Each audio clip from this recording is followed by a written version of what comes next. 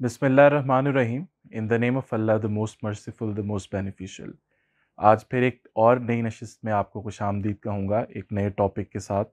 और ये टॉपिक हमारा जो है वो रिलेशनशिप और सोशल हाउस होल्ड के इर्द गिर्द रिवॉल्व करता है। तो उसी के सिलसिले में इस वीडियो का आगाज़ करते हैं। और बिल्कुल हमेशा की तरह मेरे साथ सैयद मंजूरुल हसन साहब तशरीफ़ फरमा हैं, a personality who does not need any introduction but deserves one of the finest person who's been working with the reforms video onto the YouTube, bringing you the valuable words for the discrete kind of topics which you've been not been able to find elsewhere. तो आगाज़ करते हैं अल्लाह ताला के नाम से। अस्सलाम वालेकुम। जी वालेकुम अस्सलाम। सर, हमने अपनी पिछली सीरीज़ में पेरेंट्स, बच्चों के माबैन उनके ताल्लुकात, हाउस होल्ड्स के सोशल डिफरेंट वैल्यूज़ को हमने डिस्कस भी किया, उनमें कंस्ट्रक्टिव पॉइंट्स भी निकाले। आज मैं इसकी रूट्स तक जाना चाहता हूँ। रूट्स में ये मामला है कि बच्चे, वालिदैन, ख़ानदान, एक सोसाइटी तभी मार्ज़ वजूद में आते हैं जब एक मर्द और एक औरत के बीच में ताल्लुक़ बनता है। जिस तरह से अल्लाह ताला ने, जिसको हम शादी का नाम आम ज़मन में हमारी सोसाइटी में करार देते हैं। अब शादी का मामला ये है कि अगर हम इसको बिल्कुल प्रैक्टिकल अप्रोच पर देखना शुरू करें, इस पे हमने पीछे भी कई बार वीडियोज़ में डिस्कशन वगैरह की, जिसमें हमने मैंडेट्स को डिस्कस किया कि किस तरह से इंतखाब करना चाहिए, उसमें हतमी फ़ैसला किसका होना चाहिए, किसका नहीं। लेकिन फिर भी सवालात जो हैं वो बाकी इसमें रहते हैं, क्योंकि ये कशमकश है जिसमें हमारी सोसाइटी जो है वो इन्वॉल्व है। तो मैं अपने पहले सवाल की तरफ आऊँगा आपके, वो ये है कि बाकायदा तौर पे वाज़ह कर दीजिए इस बात को कि शादी के मामले में हतमी फ़ैसला किसका है? यानी किससे मुराद क्या है आप? यानी शादी के मामलात में हमारे पास आम तौर पे जो पार्टीज़ इन्वॉल्व होती हैं, ठीक है? वो या तो मेल फीमेल है, उसके घर वाले हैं, ठीक है? या उसके बड़े हैं जो उनके मुतल्लिक फ़ैसला जो है वो लेते हैं। तो इसमें हतमी अल्लाह ताला ने इख्तियार किसको दिया है ये इंतख़ाब करने का? हमारे यहाँ मज़हबी तौर पर इसके लिए जो फ़िक़्ह में हुँ, लफ़्ज़ इस्तेमाल होता है वो वली का लफ़्ज़ इस्तेमाल ठीक। होता है। यानी वली का लफ़्ज़ इस्तेमाल किया जाता है निगहबान के लिए, निगरान के लिए, जो बिलअमूम वालिदैन ही होते हैं। जी। तो वालिदैन की बच्चों के इस फ़ैसले में क्या उनकी कंट्रीब्यूशन है? तो कंट्रीब्यूशन की हद तक तो यही है कि वो उनको मशवरा देंगे, वो उनको गाइड करेंगे, वो अच्छे और बुरे के बारे में बताएँगे। लेकिन फ़ैसला किसने करना है? फ़ैसला तो इंसान ने खुद करना है। तो ये ज़िंदगी के बड़े फ़ैसलों में से एक फ़ैसला है। तो इसका इख्तियार अल्लाह ताला ने उन इंसानों को दिया है, जो मर्द और औरत की हैसियत से मौजूद होते हैं। यानी लड़के को और लड़की को इंडिविजुअली ये इख्तियार हासिल है कि वो अपनी बाहमी रज़ामंदी के साथ अगर निकाह करना चाहें, शादी करना चाहें, इस मुस्तकिल बंधन को कायम करना चाहें, तो वो इसको इख्तियार कर सकते हैं। बाकी जो पेरेंट्स हैं, उनका फ़ैसले की हद तक कोई रोल नहीं है। हुँ, यानी फ़ैसले में वो मशवरा देंगे, ये सारी चीज़ें होंगी, लेकिन जब मामला फ़ैसले का आ जाएगा, तो उसमें अल्लाह ताला की तरफ से जिनको इख्तियार दिया गया है, वो वही फ़रीक़ैन हैं, जिन्होंने फिर आगे जाकर मामले को बढ़ाना है या खुदा न ख़ास्ता मामले को मुनक़ते करना है। बहुत खूब। सोशल मीडिया, इंटरनेट और दीगर इस तरह की जितनी भी चीज़ें हैं, ये आम तौर पे हमारी सोसाइटी में इनके हवाले से एक मनफ़ी तासुर पाया जाता है, हुँ। ठीक है? कि इनके फ़रोग़ पर लोग खुश नहीं हैं, पेरेंट्स अपने बच्चों को मना करते हैं और दीगर यही चीज़ देखने में आती है। लेकिन आजकल के अगर टाइम से या मॉडर्न एज से आप हम देखें तो यूजुअली पार्टनर्स की सिलेक्शन या उनके साथ फर्स्ट इंटरैक्शन या कंटिन्यूअस इंटरैक्शन हमारा इन्हीं सोशल मीडिया डिफरेंट प्लेटफ़ॉर्म्स पे होता है। तो मुझे आप ये बताइए, इस पे रहनुमाई कीजिए कि ऐसी चीज़ें जो कि सोसाइटी में अच्छी समझी ही नहीं जाती हैं, आया क्या वहाँ से पार्टनर का इंतख़ाब या उस चीज़ की इनिशिएशन ये किस तरह से आप इसको समझते हैं? इसका ताल्लुक ज़ाहिर है कि इंसानी तजुर्बे से है। हुँ, यानी तजुर्बा ही इंसान को बताता है कि अगर वो कोई प्रैक्टिस कर रहा है, कोई काम कर हुँ, रहा है, तो उसके रिज़ल्ट्स क्या आते हैं। क्या? मिसाल के तौर पर प्यार मोहब्बत की बुनियाद पर रिश्ते तय हुए, उनके नतीजे में शादी हो गई, हुँ, निकाह हो गए और सारे मामलात आगे चले और उसके बाद वो शादी कामयाब करार पाई या कामयाब नहीं हुँ, करार पाई। इस नौइयत की शादी हमारी सोसाइटी में कितनी कामयाब होती है, हुँ, वेस्टर्न सोसाइटी में कितनी हुँ, कामयाब होती है, ये कौन इसका एनालिसिस हुँ, करेगा? इसका एनालिसिस वक्त करेगा। हम्म, ज़माना बताता है, हालात बताते हैं, वाक़यात बताते हैं कि कौन सी इंसानों की जो प्रैक्टिस है वो नतीजा खेज़ रही है पॉजिटिवली, और किस में कुछ मसाइल पैदा हुए हैं। तो इसी बिना पर इंसान सीखते हैं, हम्म, इसी बिना पर अपने आप को डेवलप करते हैं, तरबियत देते हैं। ये जो मीडिया के हवाले से आपने बात की, तो हर ज़माने में मुख्तलिफ तरीके होते हैं। हम्म, ये कोई तरीके अपनी हकीकत के लिहाज से तो गलत नहीं है ना। हम्म, यानी ये तरीका फेसबुक या यूट्यूब या इंटरनेट, ये तरीका क्या है? इंफॉर्मेशन लेने का तरीका है। पुराने ज़माने में इंफॉर्मेशन लेने के और तरह के तरीके होते हम्म, थे। यानी किसी को हमने किसी दूसरे जगह पर भेजा है, दूसरे शहर में अगर कोई बच्चा या बच्ची रहती है, तो कोई ना कोई रवाबत पैदा किए, किसी को कहा उसके घर के हालात मालूम करें, क्या उनका हम्म, बिज़नेस है, क्या पस मंज़र है, बच्ची कितना पढ़ी हुई है, बच्चे ने क्या किया हुआ है। हम्म, तो ये एक तरीका उस ज़माने में इख्तियार किया जाता था। गलतियाँ उस वक़्त भी होती थीं, गलतियाँ अब भी हो हम्म, सकती हैं।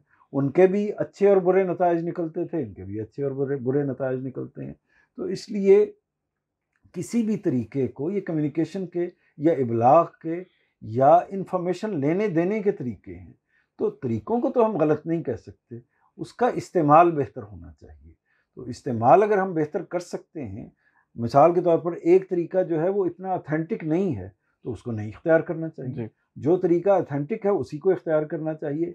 ये जब पब्लिक रिलेशनिंग डायरेक्ट थी, उस वक़्त भी ये यही था कि वो रिश्ते कराने वाली खातून कुछ रिलायबल होती थी, कुछ नहीं होती थी। हम्म, इसी तरह जो दरमियान में कोई रोल प्ले कर रहा है, इंसान जो इन्फॉर्मेशन दे रहा है, बाज़ औक़ात उसकी इन्फॉर्मेशन ठीक होती थी, बाज़ औक़ात गलत हम्म, होती थी। तो ये सारी मिसइन्फॉर्मेशन, डिसइन्फॉर्मेशन, ये पुराने ज़माने में भी मौजूद थी, आज भी मौजूद है। तो आज थोड़े से उसके नताइज ज़्यादा नुमायाँ नज़र आने हम्म, शुरू हो गए हम्म। हैं, और कुछ और अवामिल भी हैं। लेकिन बहरहाल ये फ़र्क ऐसे नहीं है कि आप ये कहें कि मौजूदा ज़माने में कोई बड़ा इनकलाब बर्पा हो गया है। अवेयरनेस के बढ़ने की वजह से, मॉडर्न एजुकेशन की वजह से और कम्युनिकेशन के सोर्सेज के बढ़ने की वजह से हम लोग ये देखते हैं सर कि ताल्लुकात में, रिलेशनशिप्स के अंदर अब इस तरह की डेफिनेशंस और इस तरह की टर्म्स मुतारिफ हो गई हैं जो आज से कई साल पहले एग्जिस्ट ही नहीं करती थी, जिनमें से एक का मैं जिक्र करूं, जिस तरह से compatible issues, personal space, sync ना होना, ये ऐसी चीज़ें हैं और हम ये देखते हैं कि बदकिस्मती से हमारी सोसाइटी में कई बार इन्हीं चीज़ों की बिना पर या यही चीज़ें जड़ बनती हैं और एक ताल्लुक मुकम्मल तौर पे ख़त्म हो जाता है।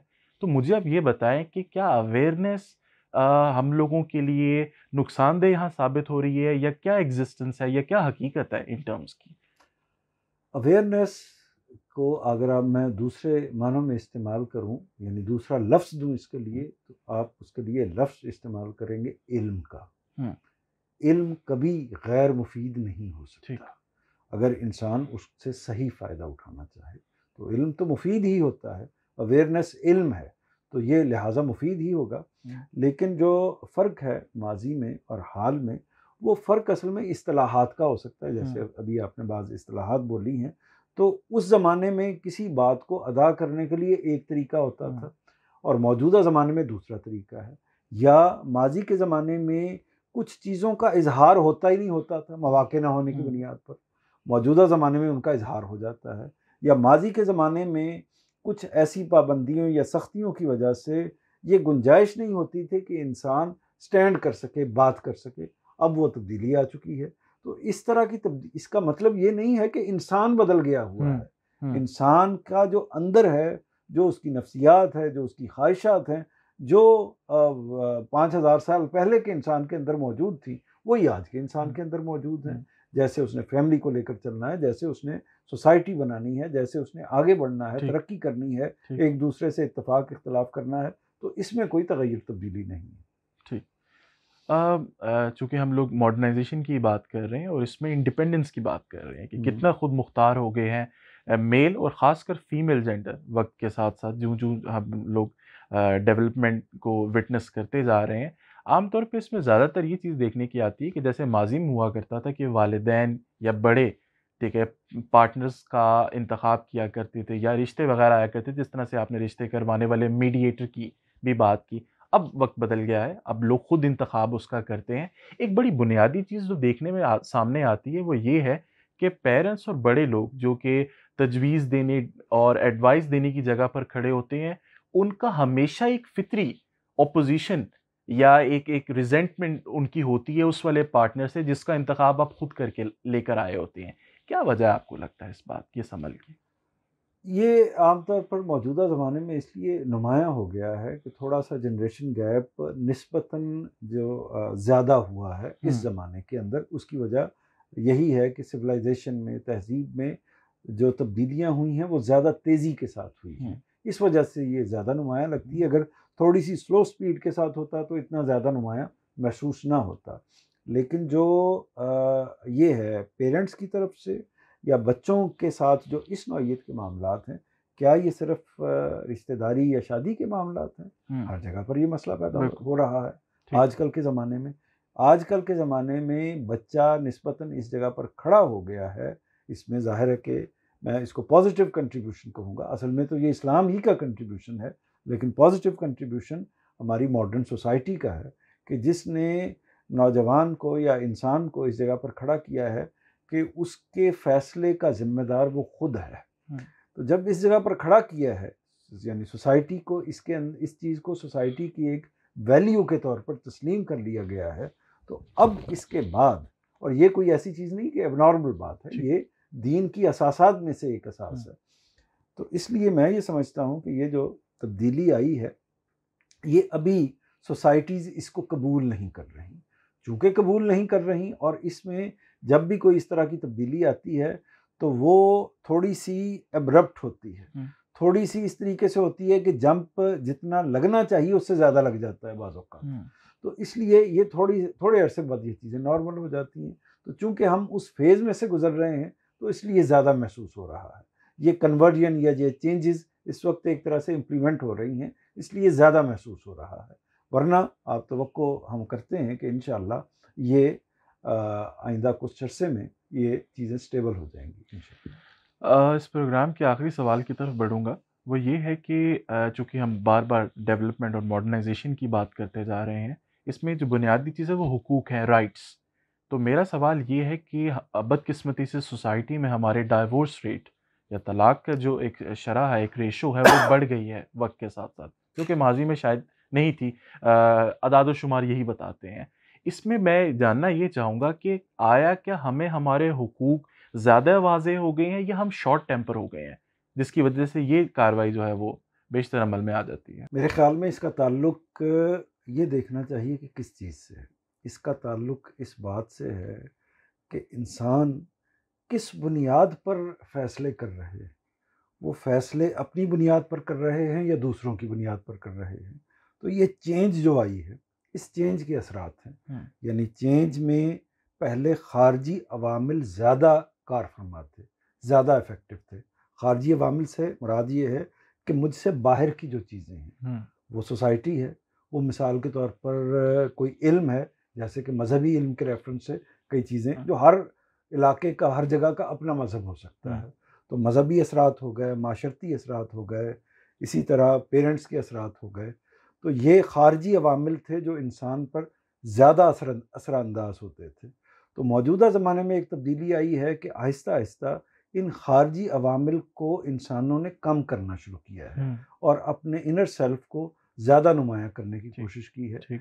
इसके पॉज़िटिव नेगेटिव क्या हैं ये अलग बात है, लेकिन इसका नतीजा बहरहाल ये निकलेगा कि अगर जब आप इख्तियार दे देंगे फ़ैसले का ज़्यादा, उस इख्तियार को बढ़ाते जाएँगे, तो उसकी एक्सरसाइज़ भी ज़्यादा होती जाएगी। ठीक, यानी अगर पहले माशरे में ये था कि तलाक याफ़्ता बच्ची को कोई कबूल करने के लिए तैयार नहीं था। उसके पास कोई रास्ता ही मौजूद नहीं होता था। अब अगर रास्ते पैदा हो गए हैं, यानी वो इंडिपेंडेंट भी ज़िंदगी गुज़ार सकती है, वो कोई मुलाज़मत भी कर सकती है, दूसरी जगह पर भी उसको कबूल किया जा सकता है। तो ये सारी सूरतें पैदा हो गई, तो गोया कि अपॉर्च्युनिटीज़ मिल गईं। इन अपॉर्च्युनिटीज़ की बुनियाद पर वो फ़ैसला कर सकती है या उसका जो पार्टनर है वो फ़ैसला कर सकता है। तो ये इस तरह की कई चीज़ें हैं जो तब्दील हुई हैं। इन तब्दीलियों के नतीजे में इख्तियार की जो में इज़ाफ़ा एक कह सकते हैं कि हुआ है, या आज़ादी में जो कुछ इज़ाफ़ा हुआ है, उसके नतीजे में ये असरात मुरत्तब हुए हैं। अच्छे हुए हैं, बुरे हुए हैं, ये एक अलग बहस का मौज़ू है। लेकिन बहरहाल जो भी नताइज जिनका आपने ज़िक्र किया है, वो इन्हीं असरात की वजह से या इन्हीं अवामिल की वजह से हमारे सामने आते हैं।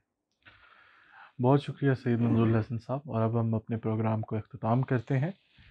The session that we concluded today on the point is that counts in that both the relationship between male and female, it initiates from the selection, and Saeed Manzoor Hassan clearly depicts that no matter what medium that you use, it varies from generation to generation, but the intentions should be very much clarified in between that. Furthermore, how exactly parents take the choices of the individual depends upon how exactly the parents should understand, and even the rest of the people around should understand that how the religion, how the society gives the final autonomy for this decision to the particular individual. Furthermore, we also discussed how exactly the divorce rate is being affected by how exactly not just being merely by the virtue of the awareness, because awareness is knowledge, and which cannot be harmful at any stage, no matter how we excel and have the development in the life. So we are going to conclude this video onto this remark, and we will be looking forward for your valuable suggestions for the future reference topics. Thank you so much.